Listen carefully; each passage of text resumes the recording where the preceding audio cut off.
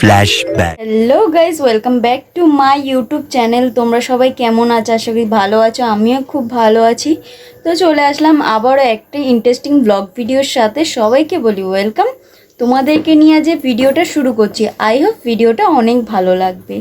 তো আজকের মাদের বাড়ি চলে এসেছি। তো তোমাদেরকে তো আগের ব্লগে বলেছিলাম যে মা মানে দিদির আর বাবার শরীর খারাপ, কিন্তু এই যে কিছুদিন হচ্ছে, 2-3 দিনের মধ্যে আমার মায়েরও খুব শরীর খারাপ, মায়েরও জ্বর হচ্ছে। তো মায়ের খুব শরীর খারাপ, বাবারও। আর দিদি একটু সুস্থ হয়েছে, তাও একটু শরীরটা একটু দুর্বল। তো হচ্ছে এখনও ওই ব্লগটা ছাড়া হয়নি, তো অবশ্যই ছেড়ে দেবো, দেখে আসবে গিয়ে। তো আজকের হচ্ছে ভূত চতুর্দশী। তো আজকের হচ্ছে দিদি প্রদীপ জ্বালাবে, তো সেটা তোমাদের সাথে শেয়ার করব। আর বাবা এসে মানে বাবা হচ্ছে গেছে কাজে, বাবা এসে হচ্ছে এখন হচ্ছে লাইট লাগাবে, তো সেটাও তোমাদের সাথে শেয়ার করব। তো এসছিলাম মা বাবা দিদিকে দেখতে হচ্ছে। তো কদিন থাকবো, কারণ মা বাবা দিদির হচ্ছে অনেকটাই শরীর খারাপ। তো সবটাই তোমাদের সাথে এই ভিডিওর মধ্যে শেয়ার করলাম। অবশ্যই মানে হচ্ছে পে করো, যে যাতে তাড়াতাড়ি সুস্থ হয়ে যায়। তো চলো তোমাদেরকে দেখিয়ে দিই, প্রদীপগুলো সাজাচ্ছে দিদি। তো ওর ব্লগ ভিডিও হচ্ছে অবশ্যই দেখে আসবে গিয়ে, আর হচ্ছে সাপোর্ট করো। তো চলো দেখিয়ে দিই, তারপর তোমাদের সাথে আবার দেখা হচ্ছে। এই যে দেখো, দিদি সকালবেলা এইগুলো কিনে এনেছে। তো এর মধ্যে কটা আছে? 14টা। তো আজকে 14টা প্রদীপ জ্বালাতে হয়, তো তাই জন্যে 14টা প্রদীপ সাজাবে। তো তোমাদেরকে তো দেখিয়ে দেবো, চলো দেখি। তো এই যে দেখো, একটা প্লেট নিয়ে নিয়েছে দিদি। তো সকালে গিয়ে বাজার থেকে 14টা প্রদীপ কিনে এনেছে। নিয়ম যেটা সেটাই তো করতে হবে, তাই না? তো কি বলো হচ্ছে, ভূত চতুর্থী, তো কালী পুজোর আগের দিন 14টা প্রদীপ এবং 14 শাক খেতে হয়। তো মারা 14টা শাক খেয়েছে, এবং রাতেরবেলা 14টা প্রদীপ জ্বালাতে হয়, তো তার জন্যে 14টা প্রদীপ কিনে এনেছিল দিদি বাজারে গিয়ে। তো সকালে আগের থেকে কিনে এনে রেখেছিল, তো রাতে তো আর হয় না সঙ্গে সঙ্গে। তো তো তার জন্যে তো দেখতেই পাচ্ছ একে একে ভালোভাবে প্লেটে সাজিয়ে নিয়েছে। তো সাজিয়ে দেখো কতটা সুন্দর লাগছে, সৌন্দর্যটাই তো অনেক কিছু, তাই না? তো দেখতেই পাচ্ছ। তারপর দেখো পোলতেগুলো সব একে একে প্রদীপের মধ্যে সাজিয়ে দিল।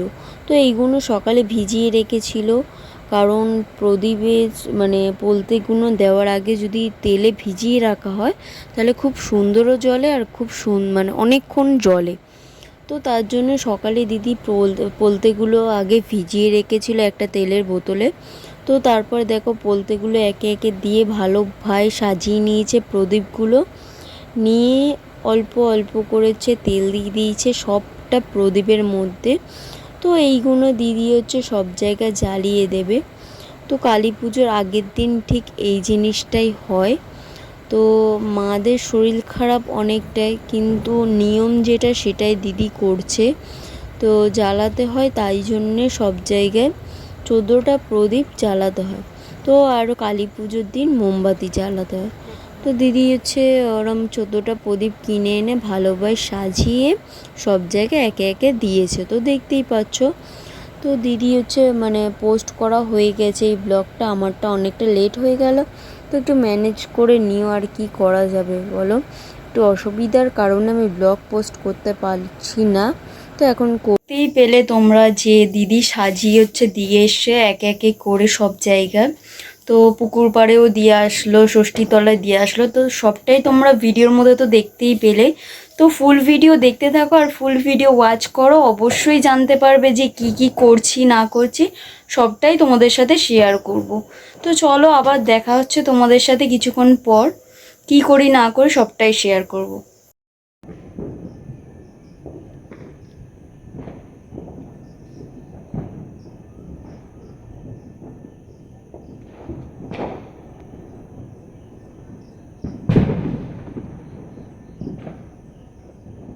তো গাইস, এইটা হচ্ছে ভূত চতুর্থী ব্লগ ভিডিও লাস্ট ইন্ট্রো, মানে লাস্ট এটা দেওয়া হয়নি। তো ভিডিও এডিট করছিলাম, মানে আমার মাদের বাড়ি গিয়েছিলাম, সেদিন ব্লগটা করে রেখেছিলাম।